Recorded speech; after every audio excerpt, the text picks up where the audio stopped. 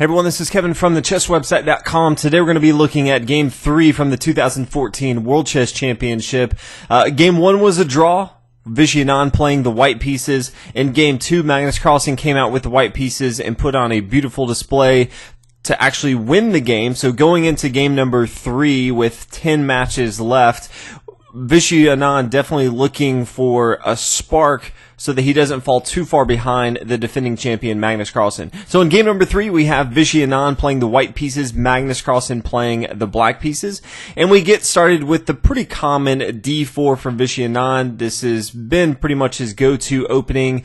And Magnus Carlsen decides for kind of the traditional Queen's Gambit decline line. So knight to c3, bishop here to e7, bishop to f4. Again, this is just kind of the main line. Pawn to e3, knight here to d7, and then pawn pushing forward here to c5. Now, Vishy Anand did have a few different options, a few different ways he could have continued. Queen to c2 is fairly common. Another one would be bishop here to e2. It's usually met by pawn taking here on c4, and then the bishop taking here on c4, kind of losing a move by moving it twice, but now controlling the center of the board.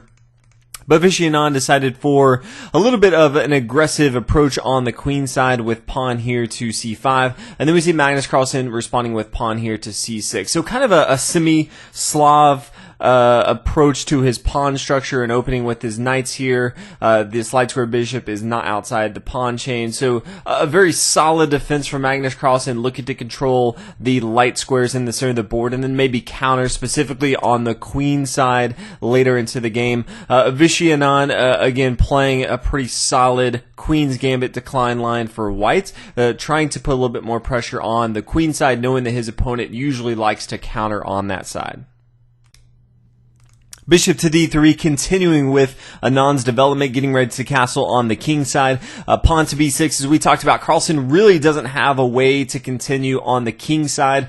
Anand has the majority of the material and power over here, so the queen side's really the logical place, especially in sort of that semi-Slav variation. Attacking on the queen side is usually what you see. Pawn to b4, so Vishy Anand's ready to counterattack, and then we see both sides just really trying to win the dominance of the queen side pawn structure. So pawn here to a3, bishop here to a6, getting this light square bishop involved into the game as much as possible. After the bishop takes, the rook takes here on a6, and then a pretty interesting move I thought from Vishy Anand. Usually if I look at this, a few moves, I see queen here to d3, finishing up the development here. Usually not going to castle on the queen side, obviously, because there's just too much pressure, but castling on the king side, you have a very active queen right here. Even queen here to e2, still controlling this long light square diagonal, attacking this rook, kind of forcing it to move. Instead, Vishy Anand went for a different approach, and he played pawn here to b5, which I didn't see initially, but it makes sense as we kind of continue. The pawn takes here on b5, and instead of even taking with the knight, Vishy Anand starts to push forward. So his goal is to try to really maintain control of this c file and add a lot of pressure with this passed pawn. So the queen's going to come to c8. So if the pawn takes here on d7, then the knight's just going to fall here on c3. It's going to be very hard for Vishy Anand to hold on to this pawn here on the d file since he can't really get any pieces behind it. So instead, first plays pawn here to c7, and that is, again, has some defense with this bishop here on f4.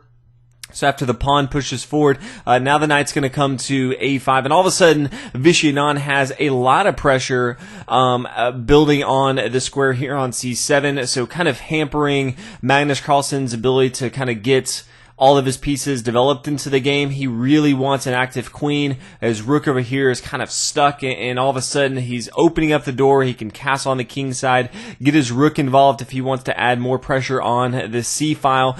This is a great knight right here. It can't be chased away by chased away by his opponent's bishop. So things right now looking pretty good for Vishy Anand. Just continue to put pressure on his opponent, which we haven't seen, so far in this championship. And even dating back to last championship when Vishy Anand played Magnus Carlsen, it always felt like the youngster Magnus Carlsen was the one putting a lot of pressure, even as the black pieces. But so far in this opening, Vishy Anand recognizing that he needs to push for the win and playing an aggressive opening. And Magnus Carlsen's taking a lot of time for all of his moves because he's not really sure. He doesn't want to make a mistake and give up any advantage to Vishy Anand.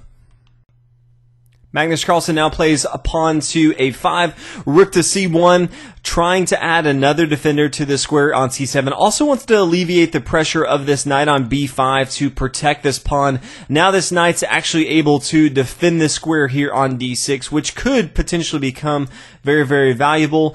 We now see knight to e4 here, a very important move for Magnus Carlsen to make sure that he controls the square here on d6. If he tried something else, pawn taking here on a3, then all of a sudden bishop to d6 becomes very, very challenging for Magnus Carlsen to deal with. If he wanted to, take away this knight because it's protecting it, rook to a5 could be a thing, but then the bishop just takes, and then the rook takes, and the bishop takes here on f8. All of a sudden, Magnus Carlsen is up in material. It's going to be very, very difficult for black to win this game or even draw this game. If instead Magnus Carlsen takes, then this knight can take here on d6. Again, black doesn't have his knight here on e4 to protect this.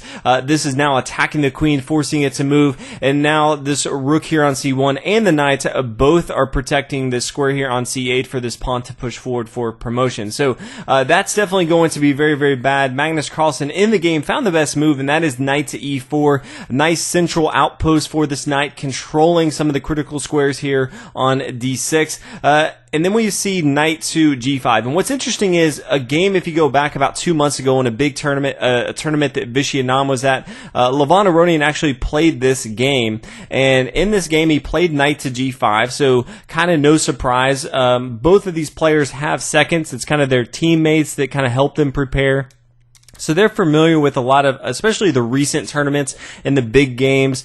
And so knowing that, Vishy Anand just kind of played the knight to g5. This is what had been played in the past, so he hasn't really gotten out of line from here. But Magnus Carlsen took over 30 minutes to respond to this move, which is kind of crazy because, Magnus Carlsen has to, at least his team has seen this game. They're familiar with it, so they kind of know the response from that. But he took over 30 minutes for his response, and his response was knight to f6. Now, Susan Polgar said, okay, maybe he thought that Vishy Anand may try something else, maybe knight to d2. Not exactly sure why he thought he may play that, since knight to g5 probably is the better move.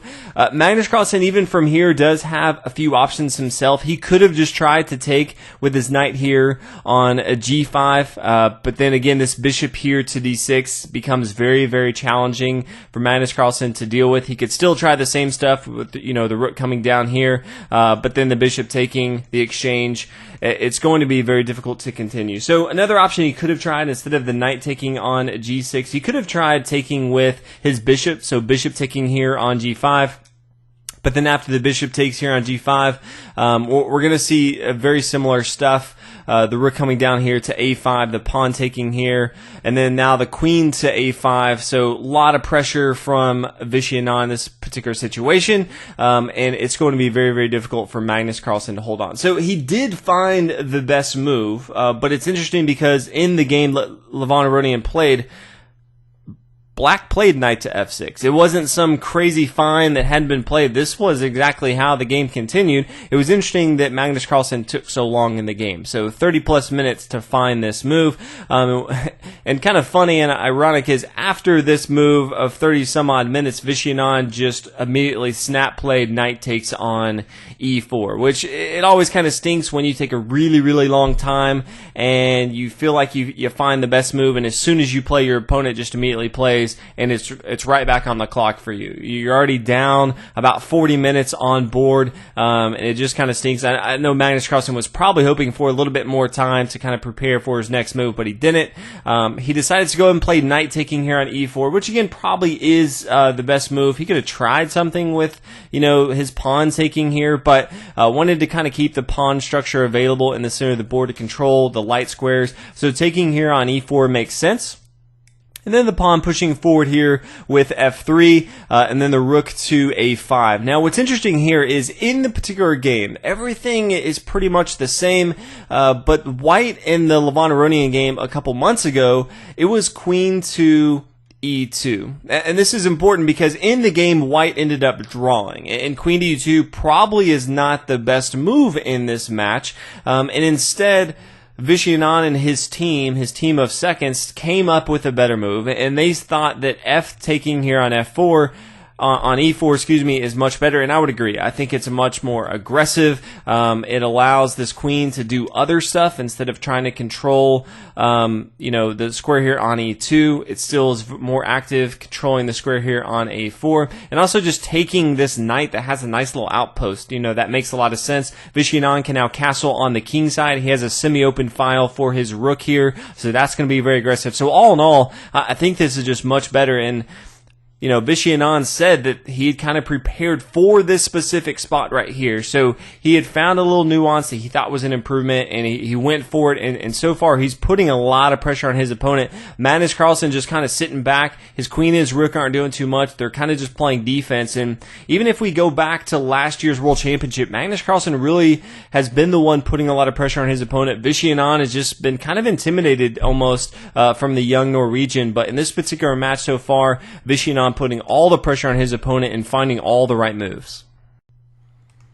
Now the rook's going to take here on a b5. Again, kind of an exchange of the pieces on board. The queen takes here on a4. Again, that little subtlety of controlling the square is a little bit better, I think. Rook to a5. Now the queen to c6. And all of a sudden, Vishy Anand is adding more and more pressure to this c file right here, allowing himself to control with this pawn here on c7. Magnus Carlsen just always has to be thinking about this pawn pushing forward. So his queen is just kind of handicapped right now. The pawn takes here on a3, so Magnus Carlsen does have a push pawn. This could come into play later on if Vishy Anand slips up, which so far up until this point, Vishy Anand towards the end of the game, he just gets grinded down and he tends to make a mistake. So Magnus Carlsen wants to make sure, if nothing else, if he doesn't get a draw, maybe he can force his opponent to a mistake and come up with a win, and that would be huge for Magnus Carlsen. Now the pawn's going to take here on d5. Now the rook's going to swing over here to d5. Queen to b6, queen to d7, opening up the door for the rook to come over here to c8. Needs to add more pressure and defense to that square in c7. Castling on the king side safety, but more important, allowing this rook to get involved more into the action. Rook over here to c8. Again, all these are pretty straightforward. Rook to c6, wants to get it more involved, but also wants to open up the door for the other rook to come over here to c5. And now pawn to g5. Magnus Carlsen trying to find some sort of counterplay. All his pieces are just trying to play defense over here. So g5 really possibly the only move he has as far as counterplay. He could play pawn here to a2, but he just can't really defend it with his pieces because they're kind of tied up right now. So keeping it on a3, since it is somewhat defended by his bishop here on e7, makes sense. Magnus Carlsen just doesn't have a whole lot of options on this board state. So the bishop just comes back here to g3, still maintaining that pressure and control of the c7 square. Bishop here to b4, the rook over here to a1, attacking this pawn.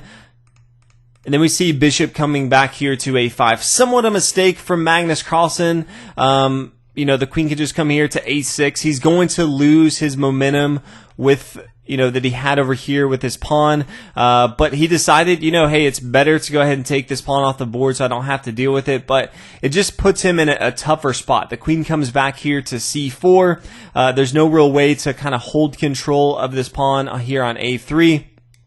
Bishop takes here on a5. After the rook takes, we do see an exchange off the board. Pawn pushing forward here to e6. The king coming over here to f8. And then the rook over here to a c1, and all of a sudden, Vishy Anand just has too much pressure on this C-file. There's no way for Magnus Carlsen to defend all of this. Maybe if he had his king over here, he had one extra defender, but he doesn't. And Vishy Anand wins in this particular match. In this particular setup, Magnus Carlsen was forced to resign. He only had about 30-something seconds left, but towards the end of the match, he just didn't have much time, and so he was pretty much playing a blitz game at the end. He was just kind of forcing his moves, making small incremental errors. Vishy Anand had tons of time. He was definitely the more prepared player. If you kind of talk to both players afterwards, they interviewed him. Vishy Anand said for this particular game in the Queen's Gambit decline line, he had been preparing for a very long time and was very prepared. Magnus Carlsen, it didn't seem like he was super prepared. He was actually caught off guard by how prepared Vishy Anand was, how fast he was moving. He was used to putting pressure on his opponent, and he said he just didn't have that ability in this game. So Vishy Anand, amazing game to go ahead and take this victory. We haven't seen him really do this to Magnus Carlsen in a very long time. So all of a sudden, things get interesting. Both players have a draw. Both players have a win. We come back tomorrow. Magnus Carlsen takes on the White Pieces, trying to get back on track to defend his title. But all things square right now after 3 games. Super excited about this series. Really, really proud of Vishy Anand for coming out and securing a very, very needed win.